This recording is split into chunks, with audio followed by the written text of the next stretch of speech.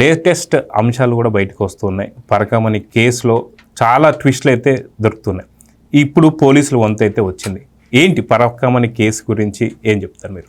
ఇప్పుడు ఈ పరకామణి కన్నా కూడా జగన్ గారు వైఎస్ఆర్ పార్టీ పరిపాలనలో ఎంతో ప్రతిష్టాత్మక, ఎంతో చరిత్ర కలిగినటువంటి, ఎంతో పవిత్రత కలిగినటువంటి తిరుమల తిరుపతి దేవస్థానం యొక్క పవిత్రతకి, దాని ఉనికికే ఒక ప్రమాదకరమైనటువంటి కొన్ని ఘట్టాలు జరిగినాయి. ఆ ఘట్టాల్లో ఒకటి, స్వామివారికి నివేదించే నెయ్యి, స్వామివారి లడ్డూ ప్రసాదం ప్రపంచవ్యాప్తంగా ఆదరణ అభిమానం పొందిన లడ్డూ ప్రసాద్ తయారీలో కల్తీ నెయ్యి.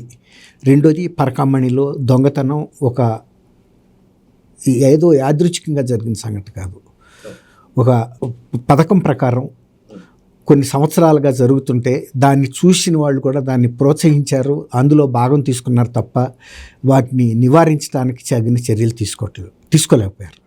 కానీ సతీష్ కుమార్ అనే ఒక vigilance officer, assistant vigilance officer, తను ఆ కేసుని పట్టుకుని పోలీసుల దృష్టికి కూడా తీసుకెళ్ళినప్పుడు పోలీసులు నమోదు చేశారు. తర్వాత విజిలెన్స్ డిపార్ట్మెంట్, తిరుమల తిరుపతి దేవస్థానం విజిలెన్స్ డిపార్ట్మెంట్ కూడా కేసు దర్యాప్తు చేసిన తర్వాత ఆ కేసు ముందుకెళ్తే ఈ పెద్దల పాత్ర బయటకు వస్తుందని భయపడి దాన్ని లోకాయుక్త ముందు పరిష్కారం చేయటం కోసం ఎవరైతే ఈ కేసుని ఫైల్ చేశారో సతీష్ కుమార్ అనుకుంటా ఆయన మీద ఒత్తిడి తీసుకొచ్చి, ఆయన కనుక విత్డ్రా చేసుకోకపోతే ఆ కేసుని ఇంకొకరు విత్డ్రా చేసుకోవటానికి అవకాశం లేదు.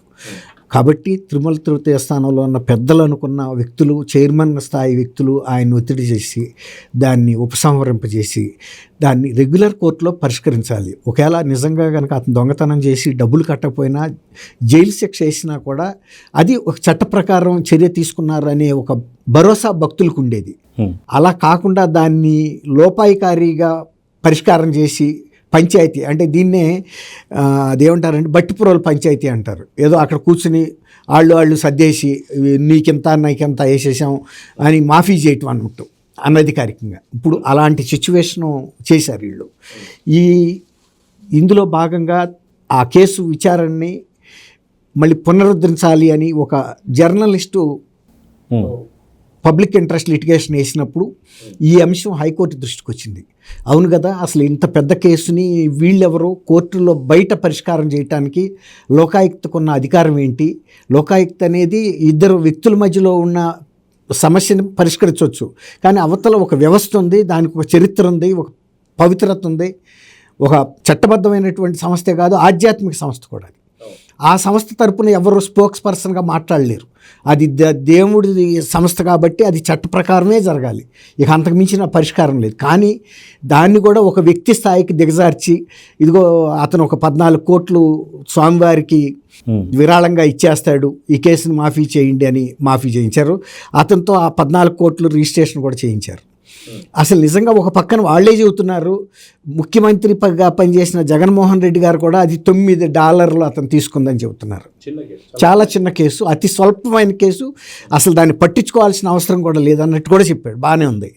నిజంగా $9 తీసుకున్న వ్యక్తి చేత 14 కోట్ల రూపాయలు ఆస్తులు బలవంతంగా దేవస్థానానికి రాయించడం అంటే అదేమన్నా సహజ న్యాయమా? లేకపోతే చట్ట ప్రకారం ఏదన్నా వ్యవస్థ ఒప్పుకుంటుందా? చట్టం కూడా ఒప్పుకోదు కదా. మహా అయితే ఒక 1 నెల రోజులు జైలు శిక్ష వేస్తారు, లేదు 9కి ఒక $21 కట్టమంటారు, డబుల్ పెనాల్టీ వేసి $27. అంతే తప్ప ఇలాంటి పరిష్కారం ఎలా చేయగలిగారంటే అతను ఎంత సంపాదించాడు అనేది వీళ్ళకి ఒక అవగాహన ఉంది.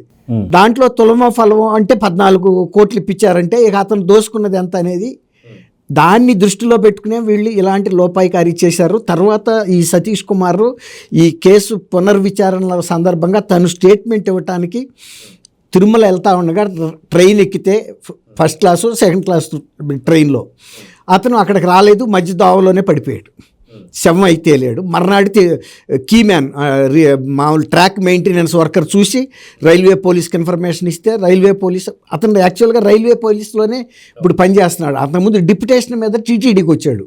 ఆయన ఒక ఇన్స్పెక్టర్ స్థాయి అధికారి, మరీ చిన్న అధికారి అనుకోవటానికి కూడా వీల్లేదు. మరీ ఐజీ కాకపోయినా ఒక స్థాయి అధికారి. ఆయన మరణం చాలా అనుమానాస్పదంగా ఉంది. ఎవరైనా రైలు బోగిలోంచి జారి పడితే ఒక 2 మీటర్స్ 3 మీటర్స్ దూరంలో పడతారు, దొలిగింత పడో తోసిన కానీ అతను దాదాపు ఒక 20-30 మీటర్ల అవతల పడ్డాడు. ఎన్నో ఇంతకుముందు రైల్వే ఇలాంటి యాక్సిడెంట్లు జరిగినాయి. యాక్సిడెంట్లుగా పడి చచ్చిపోయారు, తోసి చంపిన సందర్భాల్లో కూడా ఎక్కడ కూడా ఇలా జరగల. దాన్ని మళ్ళీ ఎనాక్ట్ చేశారు railway police and law and order police కూడా. అసలు ఒక బొమ్మని తోస్తే అదే స్పీడ్లో వెళ్తున్నప్పుడు అదే స్పాట్లో తోస్తే ఎంత దూరం వెళ్తుంది అనేది ఒక డమ్మీ మనిషిని తోశారు, అంత దూరం వెళ్ళి పడలా. కానీ ఈ కేసుని ముందుకు తీసుకెళ్ళటానికి కూడా ఎవరు పెద్ద శ్రద్ధ చూపట్లేదు. అన్నిటికన్నా కీలకం ఏంటంటే గతంలో టీటీడీ చైర్మన్గా చేసిన వ్యక్తే ఈ మరణాన్ని ఆత్మహత్య అని చెప్పాడు తెల్లారేటప్పటికి. పోలీసులు పంచనామా చేయడానికి నేర ప్రదేశానికే వెళ్ళలేదు, ఈయన ఆల్రెడీ తీర్పు చెప్పేశాడు. ఈయన దర్యాప్తు అధికారి కాదు, జడ్జి కూడా కాదు. వైఎస్ఆర్సీపీలో ఇదొక సంస్కృతి మొదలైంది. ఏనా ఇలాంటి జరిగినప్పుడు గుండెపోటు వచ్చాడనేమో వివేకానంద రెడ్డి గారి కేసుని తప్పుదోవ పట్టించి ఇవాళకి దాన్ని పట్టాలు ఎక్కించడానికి సునీతారెడ్డి గారు ఎన్ని న్యాయ వ్యవస్థల దగ్గరికి వెళ్ళినా కూడా ఇవాళకి ఆ కేసు ఒక్క అడుగు ముందుకు వెళ్ళకపోయింది. తర్వాత కొన్ని వేల మందిని విచారించారు. అసలు ఆ జరిగిన హత్యలో ఎవరు బెనిఫిట్ అయ్యారు, ఇది ఎట్లా జరిగింది అనే దానికోసం జిల్లా మొత్తాన్ని జల్లిడి పట్టక్కర్లా. మన వస్తువు ఏదన్నా ఇక్కడ పోతే ఆ మట్టిని తీసి జల్లిడి పడితే తెలిసిపోద్ది. భూమండలాన్ని మొత్తం జల్లిడి పడతాం అంటే ఏంటి? మరి ఈ సతీష్ కుమార్ హత్యలో ఎందుకు ఆ శ్రద్ధ చూపించడం లేదు? బయలుదేరిన దగ్గర నుంచి ట్రైన్లో ఎవరున్నారు, ఆ బోగీలో ఎవరున్నారు, వాళ్ళ అడ్రస్లు అన్నీ ఉంటాయి కదా రిజర్వేషన్ పట్టి ప్రకారం. మీరు ఇతను ఎక్కినప్పుడు చూశారా, ఎక్కడ రాక వచ్చాడు, ఏం జరిగింది అనేది ఎంక్వైరీ చేయాలి కదా. ఈ జడ్జిమెంట్ ఇవ్వటం ద్వారా పోలీసుల్ని ఒక రకంగా ప్రభావితం చేస్తున్నారు. ఇప్పుడు ఇది మళ్ళీ హైకోర్టుకి వెళ్ళింది ఈ పరకామణి కేసు. హైకోర్టుకి వెళ్ళినప్పుడు ఈ హత్య ప్రయత్నం మీద కూడా పోలీసులు ఎవరెవరికైతే ఇందులో సంబంధం ఉందో అందరి మీద కూడా చర్య తీసుకోమని చెప్పింది. ఏసీబీ వాళ్ళని కూడా ఆదేశించింది. అసలు నిజానికి హైకోర్టు ఆదేశించాల్సిన అవసరం లేదు. ఇది స్వయంగా వాళ్ళ విధుల నిర్వహణలో భాగంగా జరగాల్సింది. ఇది ఏదన్నా ఒక నేరం జరిగినప్పుడు దాన్ని పట్టుకునే రాక పోలీసులు ఊరుకోరు, అనేక రకాల మార్గాల ద్వారా ప్రయత్నిస్తారా, సహజం కూడా. ఎక్కడో ఒకసారి క్లూ దొరుకుతుంది. మరి ఇంత వాళ్ళ డిపార్ట్మెంట్కి చెందిన ఒక సిఐ ర్యాంక్ అధికారి పరకామణి కేసు విషయంలోనే బయలుదేరి వెళ్తూ ఉండగా మధ్యలో అనుమానాస్పదంగా చనిపోయి ఇవాళకి కూడా కారణం దొరకటం లేదంటే మరి ఆ విచారిస్తున్న అధికారుల పాత్ర మీద కూడా ఎవరికైనా కూడా అనుమానం వస్తుంది. జనరల్ పబ్లిక్ కూడా వచ్చింది, కోర్టు కూడా మరి ప్రత్యేకంగా ఆదేశాలు జారీ చేసింది. కాబట్టి ఇందులో కొంత ఇది జరుగుతుంది అనుకోవాలి. అట్లాగే ఇంతకుముందు నేను చెప్పా కల్తీ నెయ్యి వ్యవహారం లేదు అంటానే చివరికి ఒప్పుకున్నారు. జరిగిన మాట వాస్తవమేను, రిపోర్ట్లు వచ్చినాయి మైసూరు నుంచి అని, పెద్దాళ్ళ దృష్టికి కూడా వచ్చినాయి అని. కాబట్టి ఇది ప్రజలకు సంబంధించిన అంశం కాబట్టి, ఒక ఆధ్యాత్మిక సంస్థకు చెందింది కాబట్టి ప్రభుత్వం కూడా ఈ కూటమి ప్రభుత్వం సీరియస్గా తీసుకుని నేరస్తులు ఎవరినున్నా బయటికి తీసుకురావాల్సిన అవసరం. Please subscribe to Leo news for more videos.